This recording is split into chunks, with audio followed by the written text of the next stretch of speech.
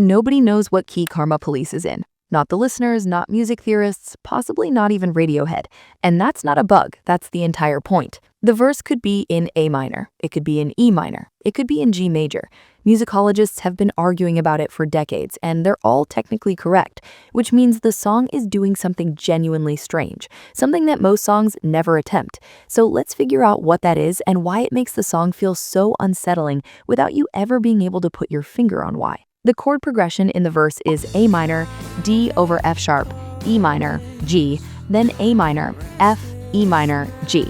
On paper, that looks almost normal. Almost. But look at what happens between those first two chords, A minor straight into D over F sharp. That D chord shouldn't be there. In A minor, your D chord should be minor. A natural D major with an F sharp in it is a borrowed chord, a chromatic intruder. And Radiohead doesn't even try to hide it. They put the F sharp in the bass and let it sit right there in plain sight. And then, this is the sneaky part.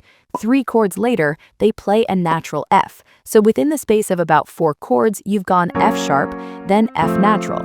A half-step drop buried in the middle of the progression. Most people never consciously hear it, but they feel it. That slight wrongness, that sense of the harmonic ground shifting under your feet. That's what it is. Now, here's where it gets really interesting. This progression isn't original to Radiohead. The song is almost directly lifted from a 1968 Beatles track called Sexy Sadie, written by Lennon. Same chromatic F sharp to F movement, same harmonic ambiguity. Radiohead have never hidden this. It's more of a deep bow than a theft. But what's fascinating is that Karma Police takes the middle progression from the Beatles verse and turns it into the chorus. They borrowed the architecture and rebuilt something new inside it. Speaking of the chorus, C, D, G, F sharp. That's it, 4 chords. And if you're in G major, those are your 4, 5, 1, and then F sharp, which is nothing. F sharp is not in G major. It has no business being there. It's a major chord built on the 7th degree, which theorists would call a raised G sharp, and it creates this bizarre unresolved pivot. You've just arrived at G, which should feel like home, and immediately the F sharp pulls you sideways. The chorus doesn't release the tension from the verse, it redirects it. You're always leaning, never landing. And then the outro happens and everything changes. B minor, D, G, D, G, E. Suddenly the song opens up, the register lifts. It almost sounds like a completely different song, more flowing, more singable, almost pop. And that contrast is not accidental.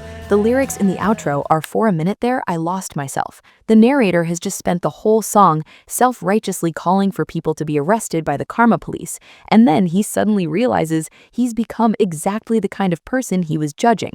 The music reflects that realization directly.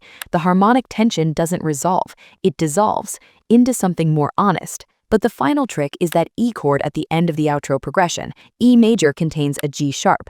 The song has been living in a world of G naturals this entire time, and right at the moment of the narrator's self-awareness, you get this G sharp, this chromatic note that doesn't belong, landing right there at the end.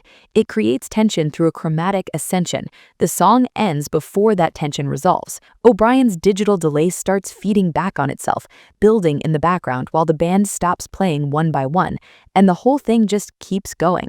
The Karma Police never actually arrive. The feedback loop never stops. Radiohead wrote a song about judging people that structurally refuses to be judged. You can't pin it to a key. You can't call its chords right or wrong. You can't tell who the villain is. The music and the meaning are once again the exact same thing.